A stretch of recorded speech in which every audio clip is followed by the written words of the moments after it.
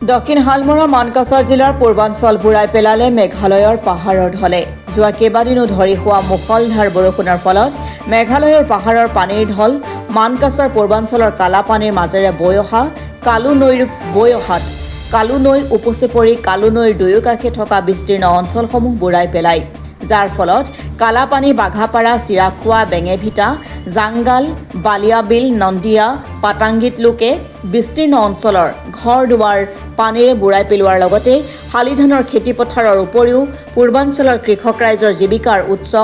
মৎস্য পালনৰ পুখুৰী বুৰাই পেলোৱাত অঞ্চলটোৰ ৰাইজৰ বিস্তৰ ক্ষতি সাধন হৈছে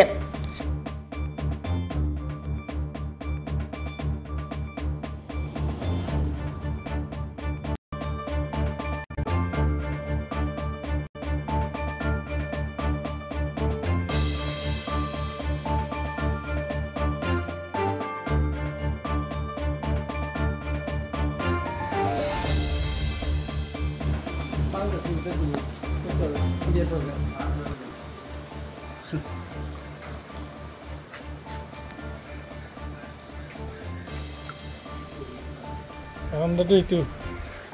এইটো বাৰান্দা এইটো আধা ফুট আছে পানী উঠিব এইটো গেট আমাৰ দেখিছা গেটত কিমান পানী আহি আছে মন্দিৰ মহাদেৱ হৰ হৰ মহাদেৱ এইটো ঠাণ্ডাত পুৰা শব্দ পানী নদীৰ পাৰ নাই ভিডিঅ' কৰি দি আছে নদীৰ পাৰ নাই চাওঁ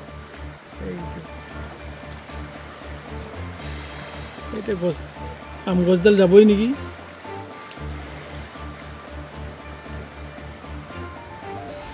এই মানুহ আহি আছে আমাৰ থানাত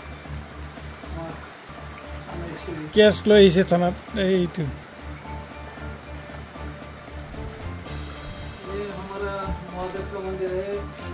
ये हमारा आउटपोस्ट का पूरा पानी है राजू है ये हमारा खाने का डेकोरेशन का अभी है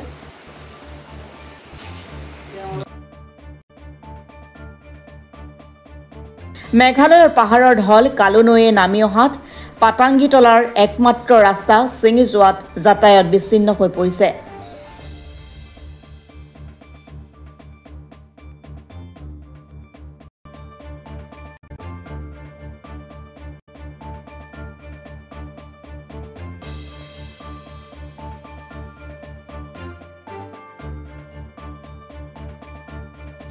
মানকাছৰ পৰা মিজানুৰ ইছলামৰ ৰিপৰ্ট অসম টুডে।